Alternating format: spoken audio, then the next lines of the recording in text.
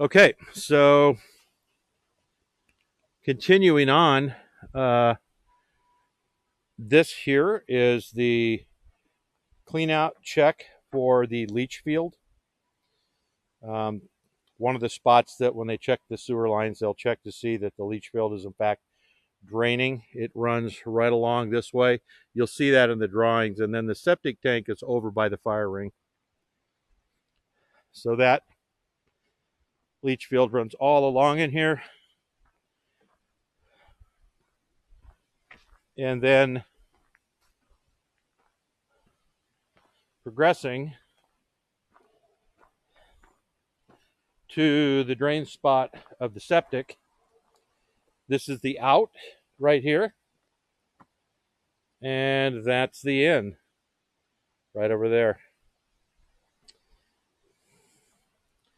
So 1,000 gallons.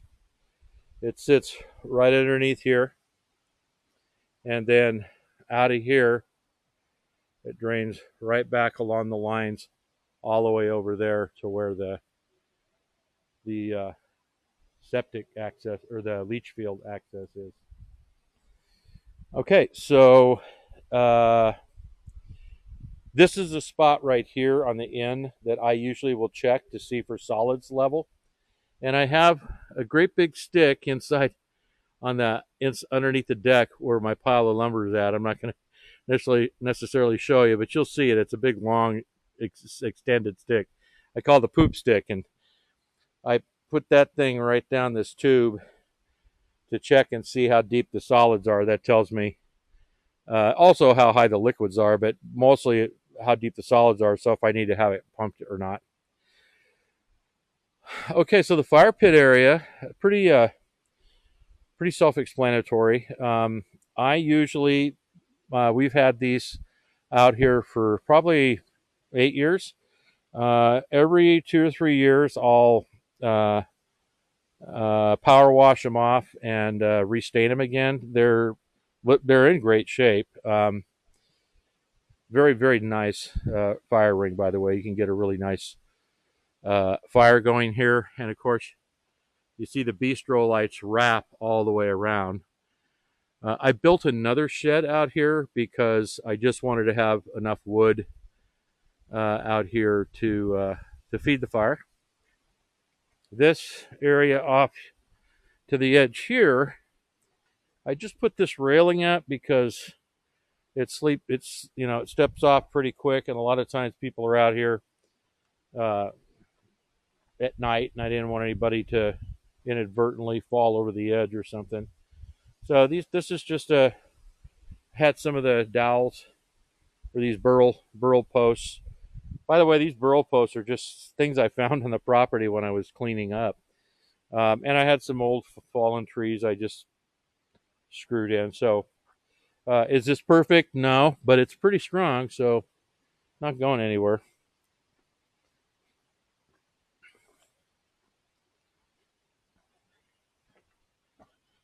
Back here, you'll also see some hot dog sticks, some cooking grills, and the likes for cooking food out here. This is something I originally found a pole that was attached to an anchor, and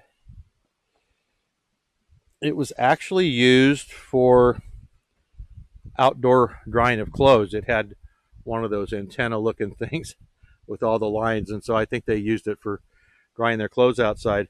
Well, I took the pole and I bought this tether ball, and this is the same tether ball I've had here for 9 years. I keep saying I was going to get a new one, but people love this old tether ball, and I haven't seen a person yet that doesn't come out here who doesn't want to come out here and bat this thing around.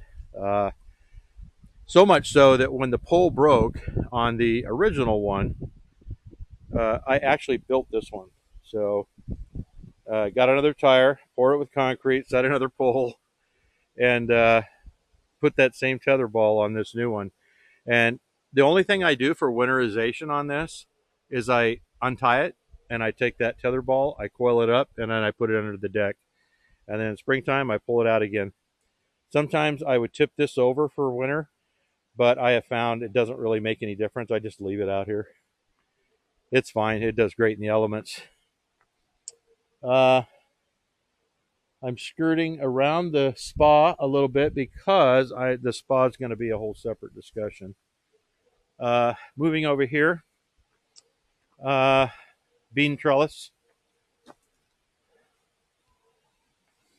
These are the more spare burls. Some of them I think would just need to burn them. They're rotten, but I had pulled them all out just to get them out of the elements. You also have a couple of horses on the side here, and some log cutting horses. So let me talk for just a second about the guttering here. So there's a couple different ways this works. There's a summer mode and a winter mode. On this side only, because the other side goes right down to the ground. On this side only, there's a gutter system. And you'll notice the gutters are kind of folded back because underneath, they have a hinge system. And so the gutters in the springtime, you'll see the cutout right here. The gutters in springtime are swung forward, so this whole thing would be swung up into position. And then right here, you have a downspout that goes right down into the drain right here.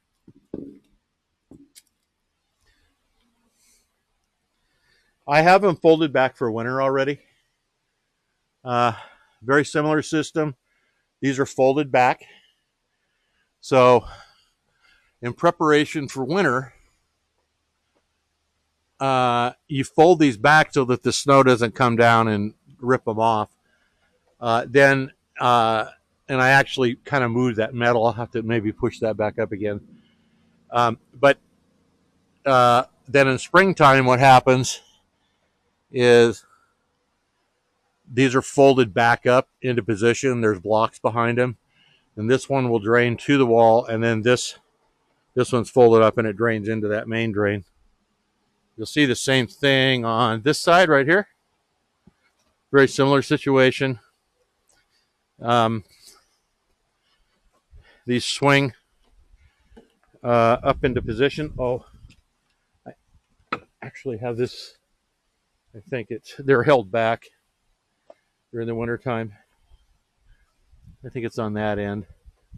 Yeah, they have little hooks, kind of like door hooks. There's a hook on this end, there's a hook on the other. But these swing up during the springtime. And then same scenario. Downspout goes underneath that coffee can, which is where the drain is at. And these drains go out into the woods.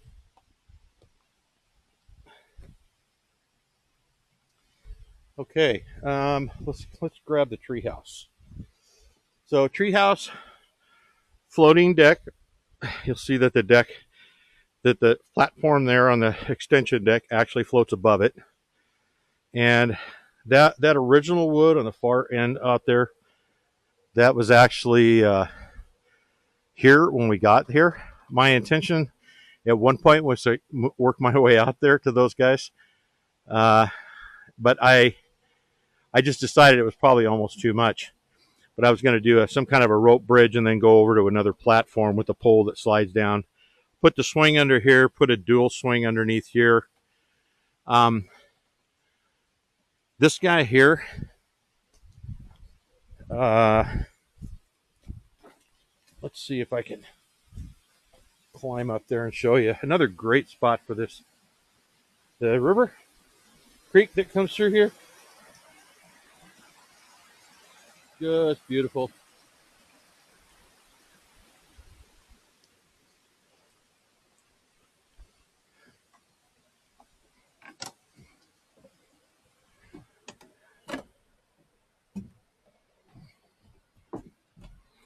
Okay. As you'll notice here,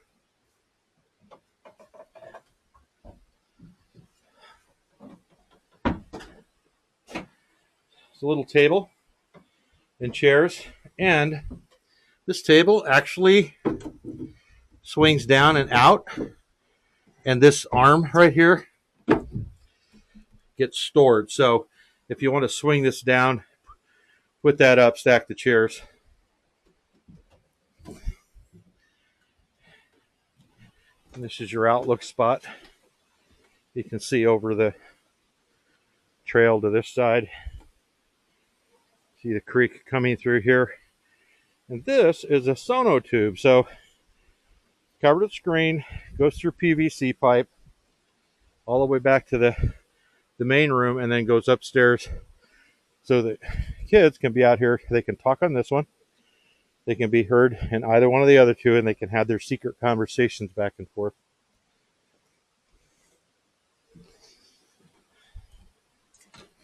Two cameras are mounted up here. It's the one that points to the back greenhouse, one that points to the east side, west side. These are all tied in to power here, which the lights are also tied into, and also tied into a light sensor down there. That light sensor there is controlled by a switch inside the great room, hanging on the wall. I'll show you. This cord, it goes underground all the way over to the door and plugs into a light underneath the cabin. Give you a quick peek up here. So this is the loft area. Those two bags right there are full of pillows.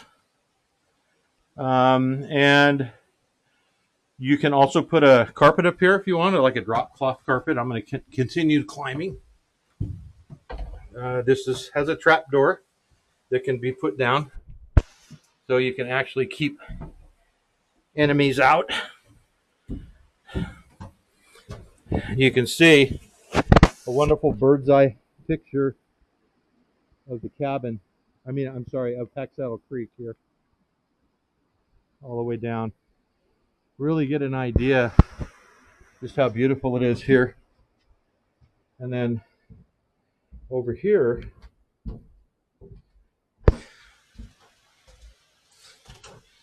is the lookout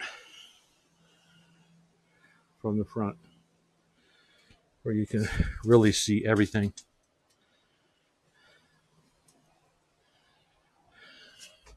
So again, great area, and notice the talking tube, so you can talk to somebody outside or downstairs. And then this trap door, just move the lever here. This whole thing drops flat. You can walk on it. Okay, well, I'm going to wrap up on this one.